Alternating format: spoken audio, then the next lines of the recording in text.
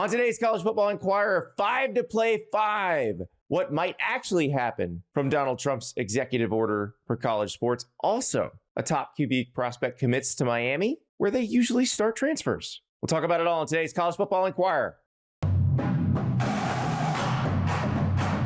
This is the College Football Enquirer with Ross Dellenger and Steven Godfrey. I am Andy Staples. Ross is back, and he's not out of eligibility yet, but he had a very interesting story on Wednesday about the NCAA. Well, according to the new proposal, I would be out of eligibility. You're done, right? You're too old. Yeah, I'm done. Geezer. That's right.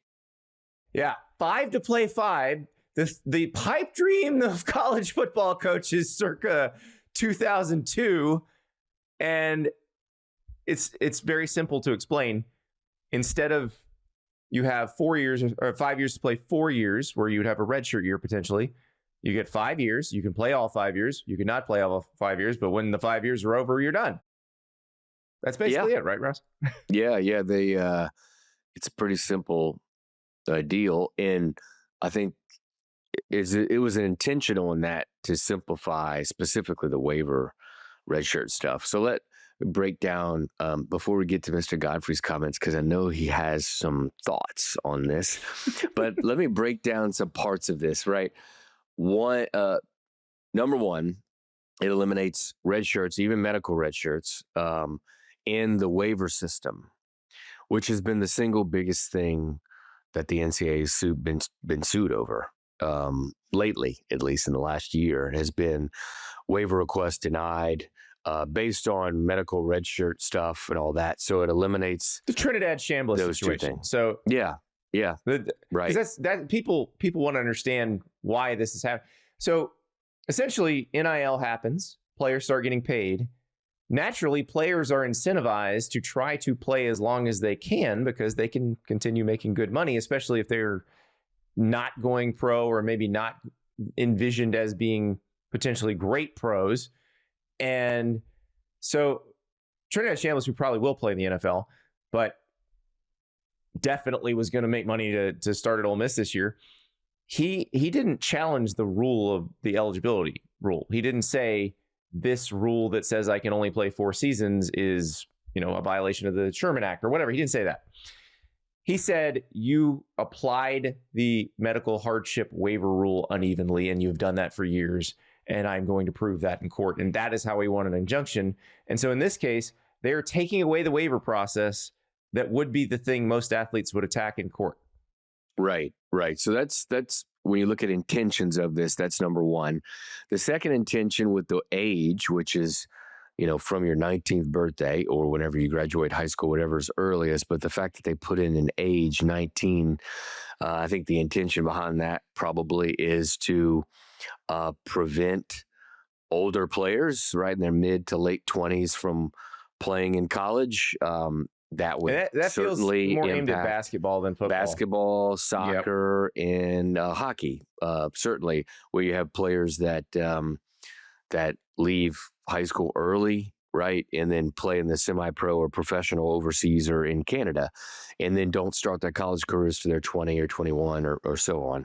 So that's the second intent. I honestly, I would say that those are probably the two biggest intents for the rule. So eliminate any legal challenges over the inconsistent sort of waiver and redshirt system, and prevent much older players from playing in college. And I know Mr. Godfrey has thoughts, but I would say one last thing. Yeah. Usually when a report on an NCAA rule or new rule or policy or whatever, it doesn't go well in the public sphere, right? The reaction's usually fairly negative. I'm going to guess the reaction here has been 85 to 90% positive from just the fan, not just obviously administrators and all that people in college, but certainly the fan base. And I even got a text, and he actually made it public, so I think I can say it now, from maybe the most NCAA hating lawyer there is, a one Tom Mars, thinks this is a sensible and good rule that the NCAA has made. So shocking revelation there. Well, because knowing Tom a little bit, him being part of the impetus for the rule being made, he probably enjoys quite a bit. Oh yeah, Because- that's an appeal to his vanity for sure. He did figure out how best to attack it, and therefore them trying to Tom Mars proof it is quite a compliment. Well, and I'm glad, Andy, you mentioned the Trinidad case, because that a week after that is when I at least first learned that this was in the pipeline, so to speak. Yeah. So it's been a while. It's been 6 weeks of this behind the scenes before it gets to the D1 and cabinet. before we cede the floor to Godfrey, I don't have that much to yell about. the effects of this thing, which might go into effect as early as this academic year, doesn't affect players already in the pipeline. Yeah, it won't be system. retroactive. No, Right, so hardly no rule is. Yeah, So Trinidad retroactive, Chambliss so- will play this year. He's got the injunction. He's going to play. It would be for incoming freshmen. And to be clear, even if it was retroactive, right? NCAA rules, even if they are in support of an or even if they are supported by an executive order from the president, they don't supersede court rulings. Neither does an executive order. Right. As much Right. as the NCAA would love to be more powerful than the actual court of law in the United States, that still hasn't happened yet. You're right. My apologies to Indianapolis. Yeah. That's right.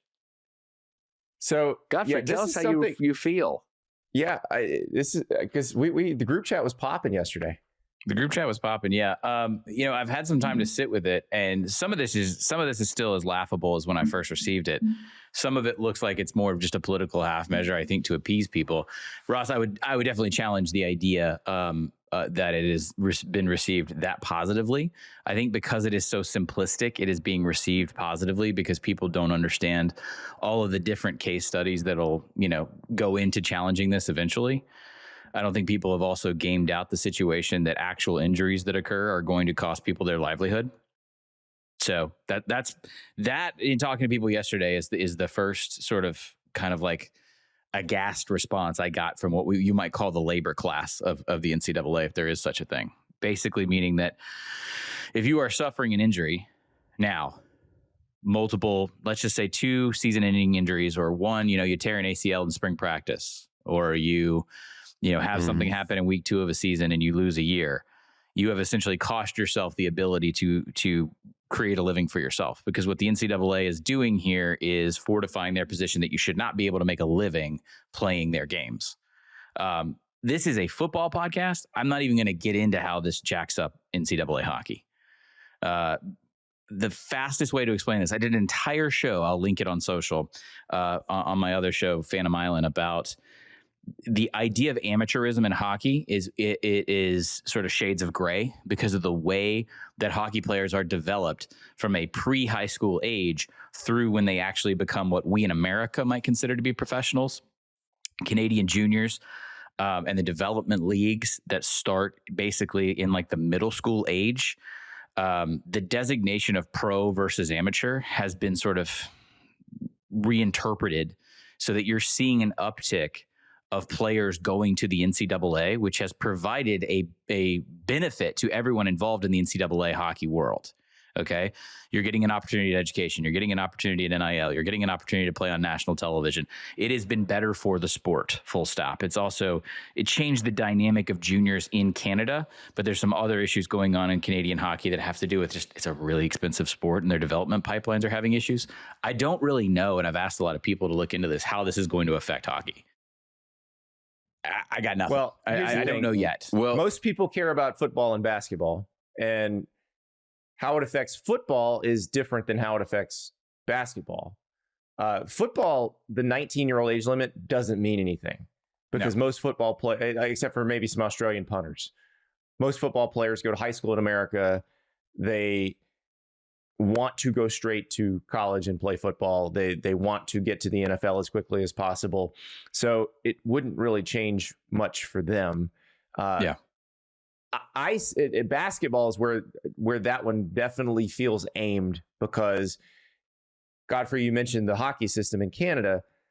The developmental system in Europe in basketball is completely different than America. You're essentially part of a club team that is part of a pro organization. You work your way up through that. And so essentially you got guys that have been playing pro that realize, okay, I'm never going to make it to the NBA, but I can make some money playing in college as a 22, 23-year-old, 24-year-old. And so I'm going to do that. And they've never enrolled in college, so their eligibility clock hasn't started yet. That is probably where that's aimed. I would challenge that immediately if I were a plaintiff's attorney. And if I were the NCAA, I would get rid of that part. I would change it back to when you enroll in college, and I would make the definition of college very broad so that it includes junior college, so that it includes anything else. But I would make the definition of college quite broad in that aspect. I think the age and the simplicity of the proposal, unfortunately, are what make it seem so stupid. Because there are so many intricacies involved here in the NCAA. You're talking about so many different sports that this is bound to fail. Thing. The intricacies are the problem and have always been the problem. If you make it simpler, you leave less to attack, and you also that's the thought. It's the good of the many over the good of the few, which is kind of how decisions about laws get made a lot of the time in the world. Except now we have so much precedent in civil suits that we know this is going to get challenged. We know it's going to get broken apart. I think what frustrates me about this kind of stuff is that we are delaying an inevitable reshaping of the fundamental fabric of how we do college sports. And they need to do a CBA. They do. It would be so much easier because it goes beyond this, because what I see in this is shades of the Bediako case at Alabama in basketball. And what I see is a complete misunderstanding of some other scholarship sports that the NCAA claims that they want to make as big and as profitable and as healthy for the student athlete as possible. And yet none of that is represented here. What this is jamming home a talking point to basically continue to feed this hysteria. I love the graph in here, Ross, that these bastard $1 million quarterbacks, these 25-year-old just complete brigands, complete mercenaries, are stealing scholarships from young men across the country. Except there's a problem here, which is that we've never had more scholarship FBS and FCS programs. We're onboarding more as we speak, right? Ross, didn't you have a tweet last week about the University of West Florida in beautiful Pensacola, which is better than 30A, right? There are schools across the country. I mean, 30A is catching a stray, man. 30A, ask Neil Brown. 30A always catches a stray. So look, we have more scholarships opening. We have more programs playing football. I'm confused what this crisis is, gentlemen. Oh, by the way, the television ratings are never been stronger. I will explain why people wanted it for 20 years. And now the people who want it now are different people. But the people who wanted it for 20 years were the coaches, because they were sick of, is my guy going to get a waiver? Can he play? I don't know. How do I handle my roster? Or the more fun one, since the 4-game redshirt rule passed in football, who's going to come down with a case of 5th-game-itis? Because that's what you've had. You've had guys who are like, I'm shutting it down so I can get paid next year. I think there's just a lot of situations people have not taken. We haven't taken a lot of these things into account. Do you remember the North Texas quarterback, Austin? I think his last name is pronounced Ani. He was 26, 27. He had finished a minor league baseball career. And then I think at one point he may have been a UFA signing in the NFL. Get rid of the age limit. Just do it at the start of college. Now, there are waivers, very limited ones. The BYU thing. Reported. Yeah. People are going to ask about the LDS. Right. Religious mission. It's not just LDS. You could go on mission. You can do mission work for another religion as well. Mission work, military service, maternity leave. The three M's, Ross, as you put it. You can do mission work for any. You can do mission work for any religion, but there's only one in college football that provides you 28-year-old married linebackers and offensive linemen with 4 kids. Yeah, and that's BYU and the LDS Church. I'm guessing some different religions might sprout up. Who knows? Maybe Baylor wants to do this with that. Oh, you hacked it, Andy? Is Andy? this possible? You hacked it, Andy? They were on. There you go. On mission. There's a workaround. We're going to create some new religious missions. I think we all know the schools love to work around the rules, don't we? Latin America all over, knocking on doors because they would like to have some older linemen at Baylor. This quote in here, Ross. This quote in here, Ross, I love so much. The phone calls I get from coaches and ADs are pretty consistent. I don't like it when a judge ends up in front of what state they're in, determines blah blah blah blah. So that's not fair. Talking about Charlie Baker, the president of the NCAA. I love that quote because I doubt that the ADs and coaches who are trying to jam home eligibility for some player who's crucial to a playoff run actually say that. Okay. What this is. Well, no, not those. Yeah, that's right. I don't think he got a call from Greg Byrne. No. Necessarily saying that. Probably all the other ADs in the SEC. Except for Keith Carter, who was busy trying to get Trinidad eligible. Nah, that's true. I'm glad that Godfrey brought up two things, because I think two groups of athletes are sort of disadvantaged by this, right? It's pretty obvious. The ones that have experienced multiple injuries in a career, which has certainly happened before, right? We've heard of the kid who's torn, 2 or 3 times his ACL. Michael Penix played in a national title game. Michael Penix. This isn't an obscure condition. We can start rattling these off. Michael Penix would have been able to play in that national title game under this, right? I'd have to check his entire clock. I don't know how old he was. Well, the COVID year changes the math on this. Yeah, the COVID year. When I did this, Andy, when I did this yesterday, COVID was I was going to provide more examples, but COVID complicates this because of we're still throwing that off. Yeah. Right. Yeah. I think the issue would. So he was a true freshman in 2018. His final year was 2023. So no, he would not have been able to without the COVID year.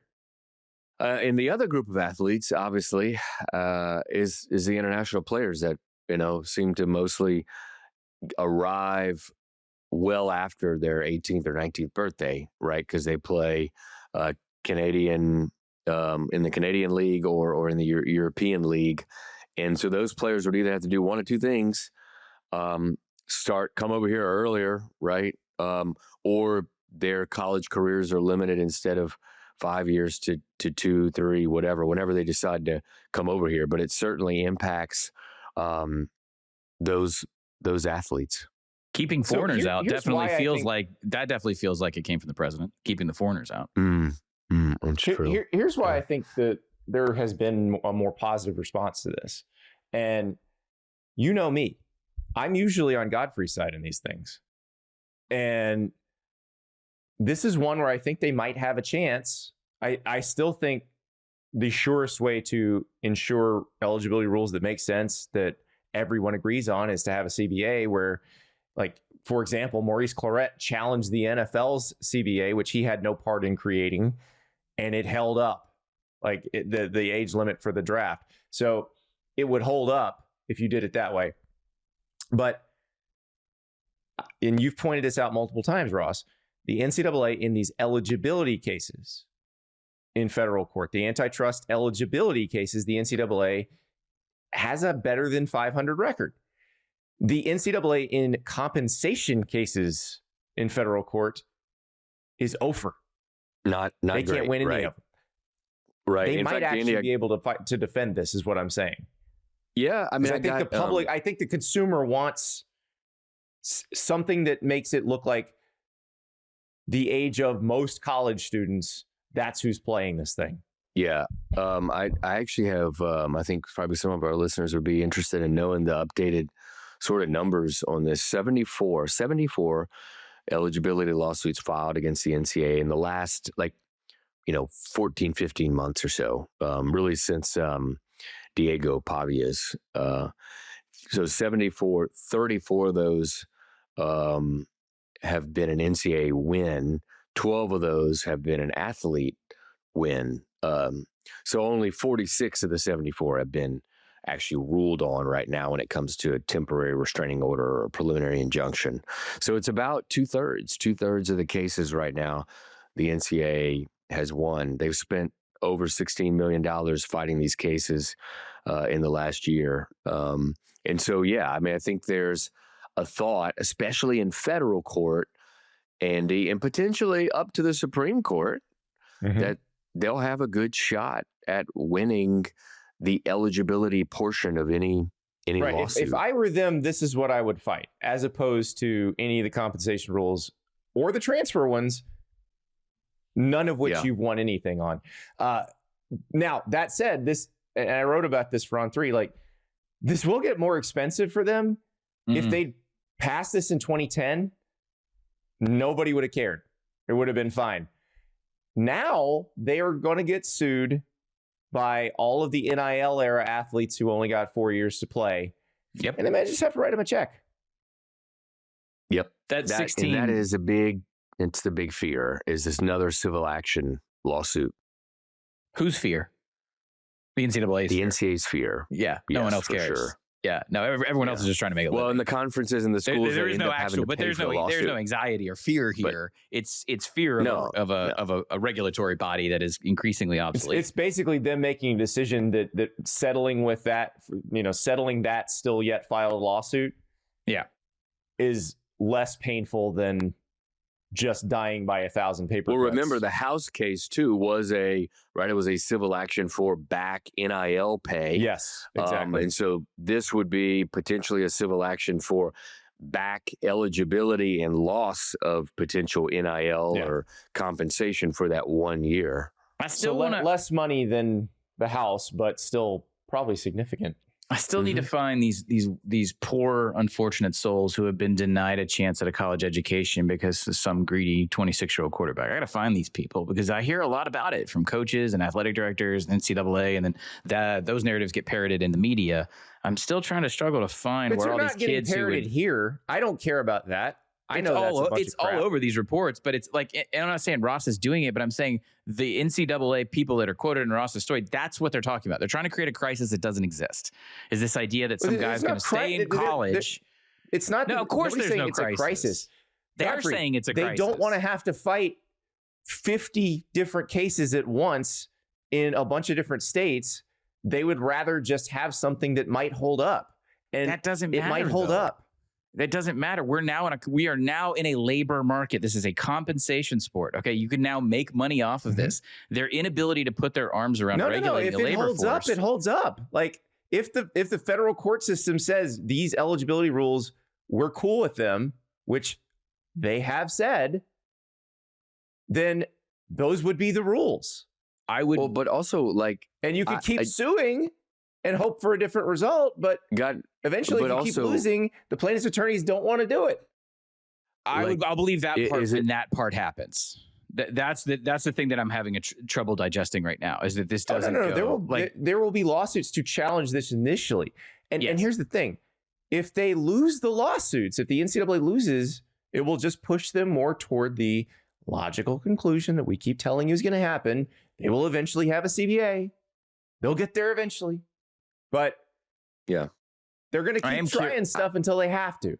I am curious. The stuff about the high school, Godfrey, I don't know. I mean, obviously, it'll be really interesting. We only have 1 year of data, right? So it's probably hard to but you certainly hear, and I think high school coaches have been quoted at this quite a bit of saying hey, our kid who would have gone to whatever, Texas or Ohio State is now having to go to, Mississippi State. And the kid that used to go to Mississippi State is now having to go to Memphis. And the kid that used to go to, there's this trickle of down effect. They play well and they go to the place they were going to go anyway. Yeah, exactly. Yeah, and then they make $6 million at Miami. System. Yeah, it's created the farm. But I guess to me, that's not because of eligibility. That's not because of eligibility. That's because of you want to win a national championship and you're paying top dollar for the most experienced talent to do it. That has nothing to do with what we're talking about today. This is the false premise they're operating from. They can't actually do anything about because they do lose every case on those. This is why I'm saying I'm struggling to see why these are all not connected and why this thing's going to live when you can so easily pull it into the one place that they can win with the consumer is the consumer doesn't really want 28-year-old quarterbacks either. No, it's pretty clear. The fans have been clear about that. Yeah. We'll see. When people said I'll stop watching if they pay them, that wasn't everybody. A lot of people were like, no, you should pay them. That was, and then the numbers have borne it out. People don't want to see a 35-year-old quarterback. They just and 35 is, look, let's be honest. 35 is a hyperbolic example. What we're talking about here is that gray area. You're physically not capable anymore. Yeah. And if you were physically capable at 35, you're probably still in the NFL. So right. Well, I think the only thing that we've seen an actual public referendum on is an ex-professional going back to college in the same sport. Yeah. Bediako was the only time we saw a true line in the sand in public sentiment. Yeah. This would not necessarily stop that, but it would probably limit that to very, very, very few cases. Doesn't it make sense? And maybe I'm just like thinking about it too simple here, that if, let's just take the example of Trinidad, if he were to have moved on, wouldn't have that opened a spot for a transfer or a high school player? Am I crazy? I mean, you're starting. Right. Roster squads are now, right. The limits are now really small because the House case, right, shrunk everything and put a restriction on it. So, like, if a player doesn't move on, that's a spot that could have gone to transfer or a high school player. Like, am I just thinking about it? Isn't that like? Oh yeah, it's zero. Right? It's zero sum at this point. So. Yeah, the issue is the magnitude, and the issue is how it's being portrayed. Because what you're talking about is still percentage points of a sport that is expanding and increasing more scholarship availability every single freaking year. That's the part that I laugh at. That's the part where the coaches. That's true. It's probably a low percentage. Oh no! Listen, Godfrey, they've lied about this every step of the way. Like all they do is lie to protect their corners. Absolutely. That doesn't mean they don't have the occasional workable idea. And they might have. What's interesting, again, this was a good idea 20 years ago. Yes. And the people who want it now were the ones who fought it the hardest. Which is kind of where I'm actually at. It's not, there are aspects of this that aren't bad. The problem is I don't know if the overall proposal I don't think is applicable. I think it doesn't take a lot of sports into account. And this is also just continuing. It's such slow moving evolution, if you want to call it that. I really don't think it's evolution. I think this is just another thing to get tied up in litigation. I'm curious, Ross, do you think it's an extension of purgatory if they can extend it? Which is what a lot of these people making a healthy living at the NCAA want to do. They just want to they want to prolong the circumstance so they can get by in their current status. But Ross, do you think this is? I'm curious if, let's say this locks in and I'm wrong. Is this the kind of proxy that the big two schools want so they can let the NCAA enforce the things that they don't want to deal with? Or does this inspire secession? I feel like this is probably, if you're going to keep the NCAA around to flog, this is what you keep it around to do and then complain about. This is a great point. And we haven't touched on it. Is that part of the, I think, I haven't really been told this, but I'm just putting pieces together, that I think part of what pressured the NCAA to come up with this and find some kind of quote solution was public and private comments and potentially schemes from the SEC and Big Ten about doing its own governance, right? We've seen that publicly, some things said, and I've wrote about it in January. I don't think there's any doubt that has to do with some of this. And in the other part, I think is just the cases the inconsistency of cases that happened, like Trinidad getting a year, the Ole Miss quarterback getting a year, and then 3 weeks later, the Tennessee quarterback not getting a year. I think that sort of just all of that. But Godfrey, I think you're right. This is a way to say, hey, the NCAA has some worth, right? We're gonna stay within this thing if they can sort of enforce this new policy. I think there's a lot of that going on. It's not funny just though, with the eligibility, but with tampering as well. For tampering rules. It does take away work for them because now there are no waivers to discuss. I'm sure they'll reduce. I'm sure they'll reduce their staff accordingly. Yeah. Well, they have done that, but a lot of that has been to pay for the House back pay. Yeah. They kind of had to do that. They had to come up with the money somehow. Mm. This was one of the things that was addressed in the executive order. Ross, you wrote a column about other parts of that executive order. Godfrey and I went over it on Tuesday, what probably will and won't happen. You got much more granular. The parts that can happen, the parts that likely can't happen. Let's talk about that when we come back. We are back at the College Football Enquirer, and Ross Dellenger has a column at On3 on Thursday about what actually can be implemented from the president's executive order regarding college sports. Godfrey and I went over a lot of it the other day, and basically on first read, there wasn't a whole lot that they could actually do. Though one thing Godfrey and I brought up was 5 to play 5. And at the time, we'd been talking about the the thing we just mentioned, the possibility of a lawsuit from other players that they would have to pay off. And that doesn't seem to be bothering them. So what else might there be that they could just sort of fight their way through and actually try to implement? There were 9, if you go through it, there were 9 sort of directives that Trump delivered sort of to the NCAA, instructing them to create legislation over, 9 issues. And one obviously was the eligibility. We just discussed that at length. So what are the other 8? Obviously, in there, it says professional athletes cannot return to college athletics.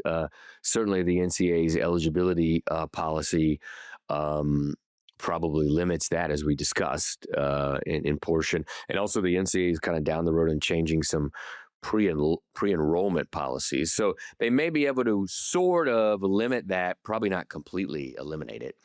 Number 2, and probably the biggest of these, right, is, and I'll read it from the EO, provide for the ability to transfer one time during the 5-year period with immediate playing eligibility. So in reinstituting the one-time transfer policy, there's a big, big, big problem with this one. It's probably the most difficult one for the NCAA to change. Any change here, the NCAA risk violating a lawsuit and a settlement that it reached with the Department of Justice and a coalition of states to end the one-time transfer policy. So I don't know how that they would achieve. Well, the Department of Justice is part of the executive branch. So correct. Yes, which makes it even more interesting that the Department of Justice's ultimate boss has just told the NCAA to violate a settlement that the Department of Justice agreed to. Right. It's almost like they don't know. Was it his Department of Justice? I'm trying to remember the timing. It was not. Almost like he doesn't know what he's doing. It's crazy. This was where I tuned out, by the way. When I started reading, I was like, oh, yeah, okay, this is when you started reading. This is fabricated. We're done. Yeah. None of this is going to happen.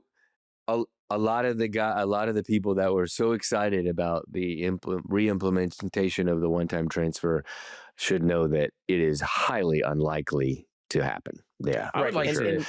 Can I just pose a quick situation? So you're sure. all the head coaches that we talk about, Andy, all the up and comers, all the young guys. You know what they do? They go to a transfer school. a lot.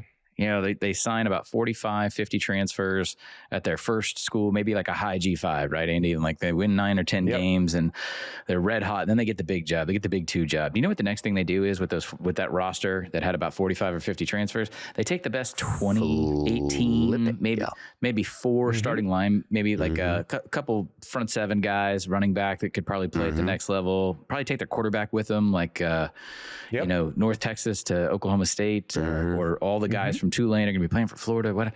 Right. USF all the guys Auburn, from Troy that played at Tulane. Yeah. Nobody is going to support this. Also, I would love to have a conversation. I tell you what, I'd be in favor of this if coaches signed it too. I'd be in favor of this if coaches. That would be funny. Yes. Yeah. You only get 1 transfer every 4 years as a coach. Yeah. Now, coaches' wives would probably sign up for that. Yeah. You and if you get fired, you got to sit it out, because we don't want this to we don't want to confuse the fans, because apparently what the NCAA is telling us is the fans are despondent because these kids keep showing up at different schools every year. We wouldn't want the coaches to do that either. So I think the fans don't seem to mind that. Based on that's because the fans who scream the loudest are the eldest generation of college football fans. Right. Young fans don't care. We're just reconditioning a generation. That's boomer stuff. Yeah. Most fans still want to win. And even the older fans who yell, like I'll give you an example. Auburn is a great example of this. Much of USF's offensive skill talent will be playing at Auburn this year. Yes, sir. If that gives Auburn a functional offense and they have their first winning season since 2020, yes. Fans will be excited. Fans will be pumped. Yeah. Pumped. Regardless of whether they yelled about transfers or not. They will be pumped. But and what's interesting is NIL gets blamed for a lot of stuff. It is actually the transfer rule change that probably did the most. Yeah. To change well, everything. them happening together, right? Was but I agree. I agree. Because here's the thing: even if there were no NIL, you take away the old transfer restrictions, people would be moving like crazy like this anyway. Not for money, but for whatever reason. Yeah, because coaches, mostly because coaches change their minds on players quite a bit, and that's so. What do you think the biggest thing? Andy, how much do you think Lane Kiffin would have signed for at LSU had he not been able to rework the roster in a matter of 3 weeks? How much do you think he actually would have been worth? Oh, okay. Okay, cool. Oh, so it would completely upend the coaching market as well. That's why it's not going to happen.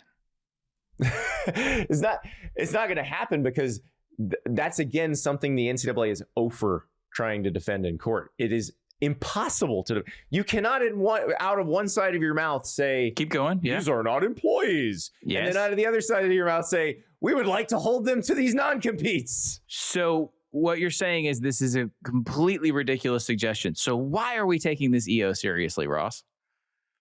Well, some of these things can be done, right? Like obviously they're trying to do the eligibility thing. I think they can do a portion of the professional, like I mentioned, the professional athletes deal. But they can't do this one. Yeah, I don't know how they do this one other than, working with the Department of Justice in these states, right, to like overturn the settlement or agree to something, which, by the way, I mean, it's not outside the realm of possibility. I mean, the Department of Justice is now a Trump Department of Justice, and Trump wrote the EO. So is the NCAA and the Department of Justice having conversations? Perhaps. Will they end in some resolution to re-implement the one-time transfer? I cannot imagine that happening. But anyway. Yeah, and probably not till there's another president in charge. Right. With a Department of Justice of their own. Because in 2 years. Right. Yeah. Right. So number 3, ensure that the transfer window doesn't incentivize interference with the athletic seasons. Well, this is an easy change. All they have to do is push back the football transfer portal to the spring, which the Big Ten has wanted to do now for a couple of years. And nobody else wants to do. So they got to get everybody else on board. They would have to, but that's an easy one to do. The 4th one is a medical care for athletes, like long-term medical care. The NCAA already does this. In fact, they increased all that a couple of years ago to support long-term support athletes. Should it be longer than what it currently is?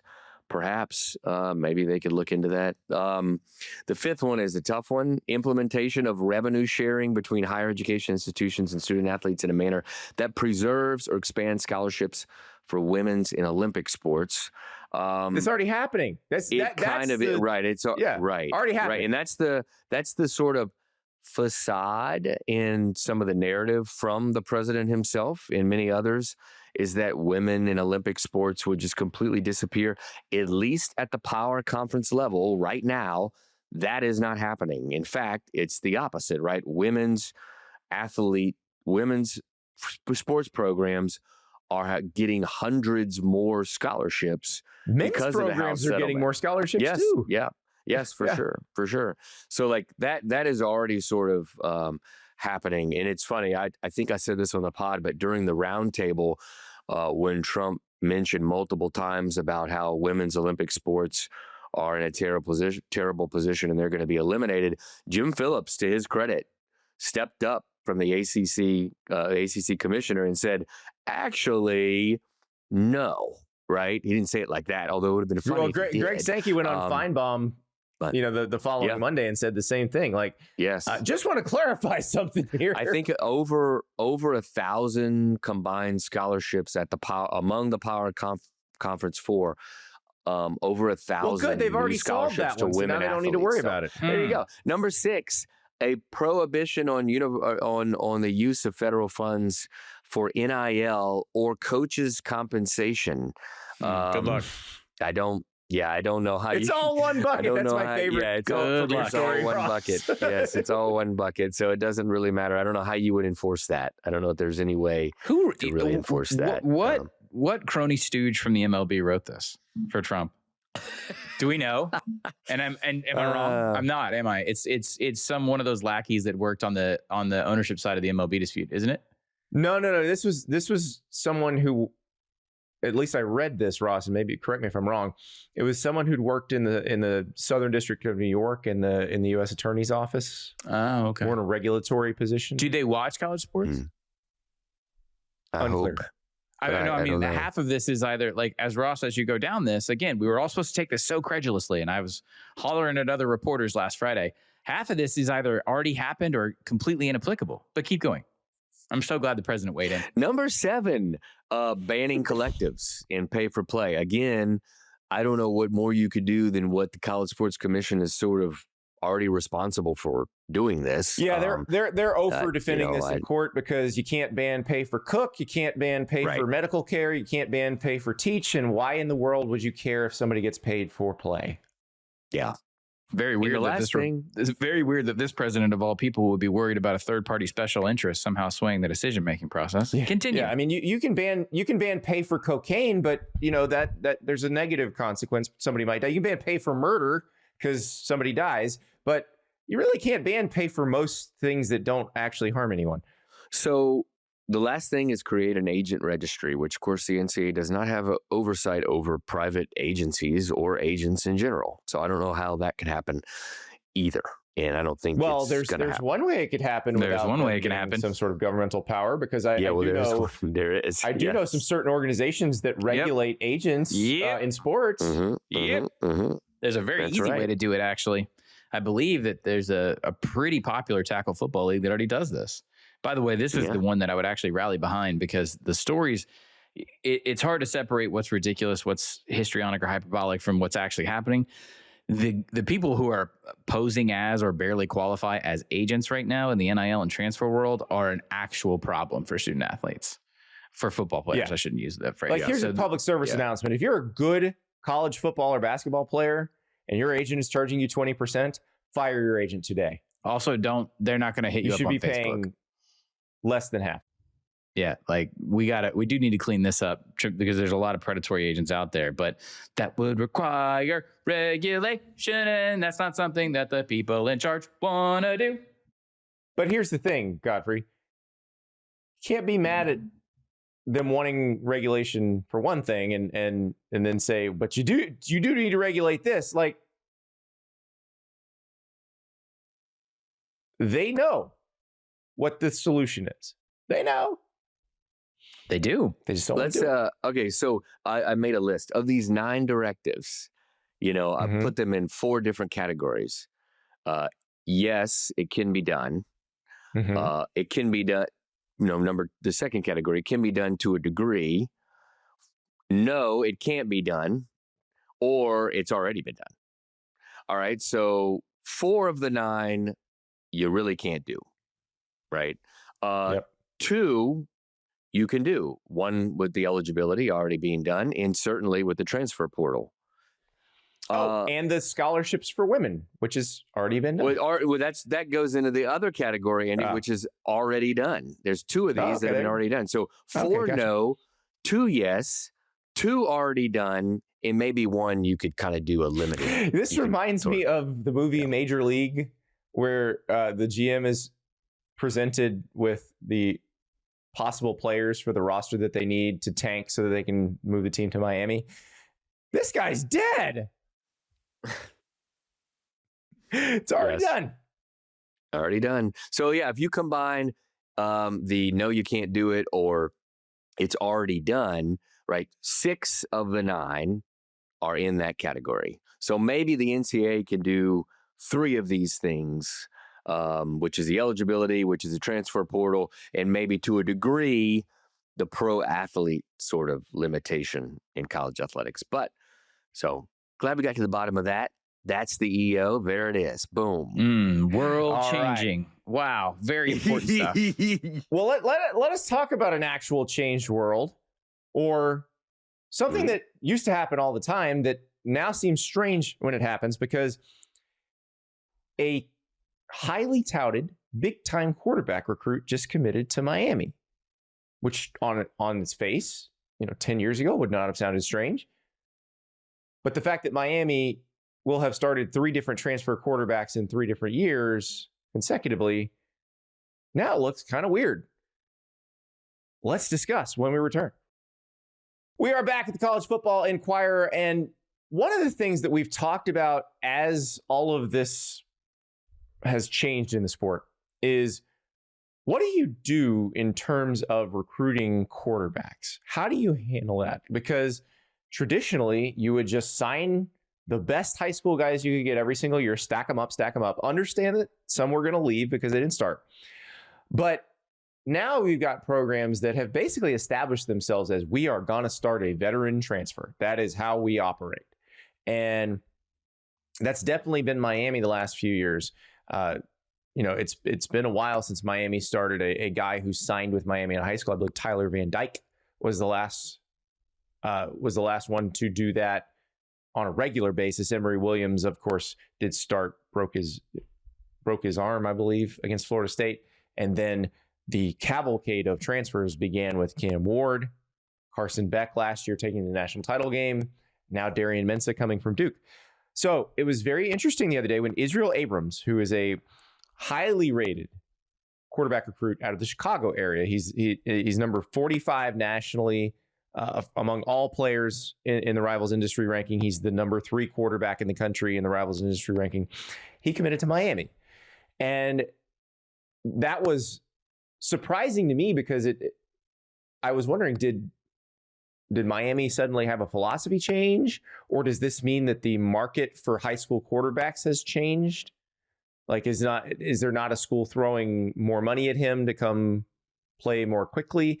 It's very interesting to see how this market's changing when this would have been completely normal 10 years ago. And now we're all like, what's going on here? What's up? I think if I'm guessing, if I had to pick, it's the latter, not the former, Andy. I think maybe the market is starting to correct a little bit on what we're paying an incoming freshman at quarterback, no matter how highly touted. Now, if you have a famous last name like Arch, that's different because there are other concerns involved in like ad revenue, and you sort of come in as a pre-installed celebrity. But the normal 5-star kid who comes out of high school in Elite 11, maybe the market is tabled a little bit. We're seeing a plateau. Because the question I would throw back to y'all is, it's not cheap to do this. Miami's philosophy has been to go out and cruise the market for an existing quarterback on basically a 1-year deal, right? While they are developing a young quarterback, they will still have to work in that market as well. So I don't see a way around having to spend more money at the quarterback position this way. But it also seems like what they want to do is get off the carousel. This is my biggest takeaway, is that ultimately, even the most deep-pocketed and NIL aggressive, portal aggressive programs, and it's obviously borne fruit for Miami. They were in the national championship game. Even they don't want to live on the quarterback carousel because somebody's eventually going to bust in a bad way. Yeah, they had the chance. I think we talked about this back in December. Miami had the chance to get off the quarterback carousel this year. Right. And by making Emory Williams the starter for next year. Yeah. Right. I mean, and so they chose not to do that. Not only did they chose not to do that, they chose to make, the bucket was sort of empty of quarterbacks, and they created a transfer in a way, right, by offering probably a lot of money to somebody who then was in the middle of a lawsuit with this. Yeah, had already said he was coming back to the team he was on. Right. Yeah. So they had a chance to do this, which it was surprising that they didn't get off the carousel then. But perhaps this is maybe the time they decided to do it. But my question is, like, if you're a high school quarterback, like the kid who committed to Miami, do you want to go to Miami out of fear that they may get back on the carousel in a year or two when it's your turn? That's present, I think, at a lot of programs real fast. Two 12-team playoff years, 8 teams in the Final Four. Off the top of my head, the only teams in the Final Four the last 2 seasons with homegrown quarterback talent: Penn State, Drew Aller, Texas, Arch Manning. That's it, right? Ohio State, Notre Dame. No, Texas not Arch Manning. Arch Manning was not starting quarterback. Quinn Ewers was. That's right. Initially went to Ohio State for NIL reasons, but so Ohio State and Notre Dame that year. So that's Will Howard, and that's Riley. Now Notre Dame notably has gotten off the carousel. But Notre Dame, Did Sam Hartman, Riley Leonard? Yes. Very happy with CJ Carr. Yeah, but this is where I'm headed, Andy. Last year, all Final Four teams had transfer quarterbacks. Now, Yes. Trinidad is a really unique situation because he wasn't poached. This was a D2 kid he was the backup. He didn't even start the season. Right. But then you go through the Final Four and it's like, all right, Carson Beck, high profile signee, right? Fernando Mendoza, part of the Indiana transfer portal NIL system. We've covered that Georgia and to death Miami in wanted pieces. Fernando Mendoza. Right. No, he was a get. Yeah. So I guess what I'm getting at is that you don't have somebody needs to win a national championship or at least go to a national championship with a homegrown quarterback. And then otherwise, I think data is CJ telling Carr you. is your best hope, right? CJ Carr and Arch Absolutely. Manning Or are your Arch two best Manning. hopes. Yeah. Yeah. Yep. Well, last year, I think my pick for the national championship was Drew Aller versus Arch Manning. Didn't happen. Just a bit off. Just a skosh. Yeah, just You really a bit want outside. it. You But- want Godfrey wants the homegrown quarterback. That's right. I don't like the NIL. I don't like the portal. It's ruining the game. yeah. And well, those two plucky upstart programs, Texas and Notre Dame. yeah. But- G5s. Who else is out there? Who else is going to be in the preseason top, let's say 15? This with is a where I'm headed, guys. homegrown quarterback. Yeah, it's not It's about very few. It's not the risk Yeah. assessment anymore. I think it's that now we have created the culture of what championship have you won for me lately? Meaning like literally in the last 12 calendar months. It's kind of hard to fathom anybody taking that much patience around developing a quarterback over the course of 3 years without winning And someone. that's how on top Jared of it. Curtis, who is the number one quarterback in the 26 class, flips from Georgia to Vanderbilt because Georgia can't pay him like a starter because they already have a starter in Gunnar Stockton, homegrown, by the way. So he would be your other potential homegrown national title contender. Most Georgia man ever. But from Tiger, Georgia. But Jared Curtis goes to Vanderbilt probably for more money. We should assume that would make common sense. Yeah. And because there's a starting job open. Yep. Don't want to be myopic about my dear neighbor Commodores, but it sure would make sense Are to we me if calling I. Julian Sayin homegrown? We should probably, right? He was that's out one that 3 days. I was just looking at. He was at Alabama. He didn't play at all. So You could. I don't know. I mean, he's still a Again, transfer. though, I know. look, I Marcel know Reed, he qualifies. Yeah. I like your faith in A&M. They made Yeah, the let's go playoff down the last road. year. They lost by I'm 3 to not- the team that I'm- played for the national title. I'm not against it. I just said I like your faith. Yeah. This is why it's hard. It's a stupidly small data set for us to do this, but Yeah. that's why I expanded it. Well, I didn't take two national champions. I didn't even take 4 games. Kyle Whittingham comes in. Yeah, what if Kyle Whittingham comes in and Bryce Underwood's awesome and they do it? And then all of a sudden, no, just pay top dollar for the best quarterback in high school. Yeah, I And then mean it's that's true. quarterback Michigan driven. was probably on that list, and maybe BYU, maybe. Along that line, Is I'm thinking, is Andy, he homegrown? Bear Bachmeier was a true freshman at BYU last year, but he did spring practice at Stanford. Oh, that's let true. me go Yeah. back to Underwood for a second. I think we're probably, and this is where I would want to defer to some of your recruiting analyst colleagues. Not all blue chip quarterbacks are created the same, right? Like Bryce Underwood was sort of considered a can't miss plug of and all play. can't misses. Yes. Yes, yeah. That's what I was getting at. So I think he might be an outlier that if Michigan were to just catch fire and rip through the playoff and go to the Final Four, I don't know if that's the same comp as any of the other kids that we're talking about. What we're getting at is it is both prohibitive for a national title run based off of a small amount of data and time consuming and expensive to develop a 5-star quarterback from the high school, from signing him out of high school to taking him to an eventual national championship. We haven't seen it yet. And that's incredibly weird to Alabama? say. Guess Alabama could. Depends on who wins that battle, right? Yeah, if Keelan Russell wins it, yes. Because Keelan Right, Russell is right. that what we're talking about, that 5-star quarterback. You had him sit for a year. But Mhm. Austin Mack is a guy who came with Kalen DeBoer from Washington. Yeah. Yeah. I mean, really, when you did Kevin Jennings begin his career He did. At SMU? Yeah. He did. Yeah, he did. So okay, top 20, preseason top 20. Here's the programs with a homegrown quarterback of the preseason top 20, way too early, top 20. Notre Dame, Georgia, Texas, Texas A&M, BYU, Michigan, Alabama, SMU. So we have basically half of them. Surprised that it's actually is not in the top 20 you're looking at. Yeah, Damon Williams is another example who could be very good this year. Yeah, somebody tried to get him away from us. I was about to say 21 in this. Yeah, Damon Williams, notoriously loyal to Washington. Yeah, just born with Huskies on his heart.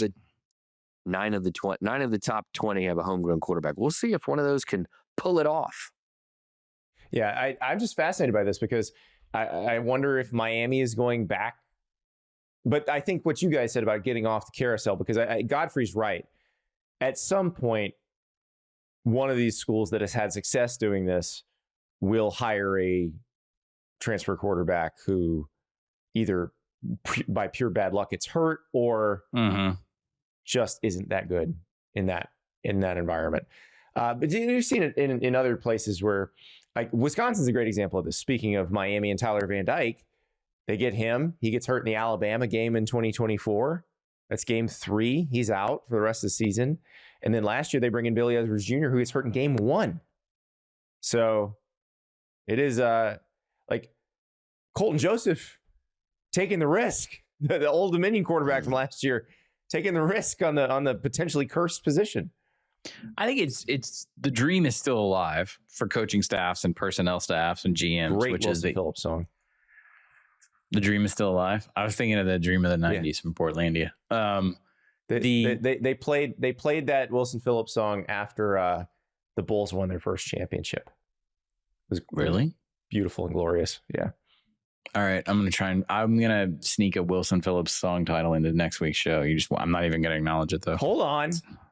Okay, not that easy. You didn't think I'd get that. All right. The dream is still alive. We're not going to harmonize. That you find and develop one of these quarterbacks and then they turn around and provide you 2 championship caliber years in succession wearing the same helmet and school colors. You're talking about the window. Yes. The window. Yeah. Wilson Phillips. That's not where I thought we did it today. In case you're wondering. In case you're scared. Godfrey's like, release me from all this. No, this is good. I'm going to come back with like... That's all the Wilson Phillips with Bengals. I know. Hold on. I know. Release me and the dream is still alive. That's it. I'm going to do the Bengals next week. Yeah. Susanna Hoffs. I'm taking Andy back to a place right now. Young Andy I did not intend to. Is just thinking about that Eternal Flame video. Sorry. All right. Gentlemen, this has been a pleasure. I would put a pin in the quarterback recruiting discussion. This is something we can revisit during the season because I do think we will have I would like a little more data. But in 2 years. This will continue to be interesting. So, but we'll be back with the Bengals on Tuesday.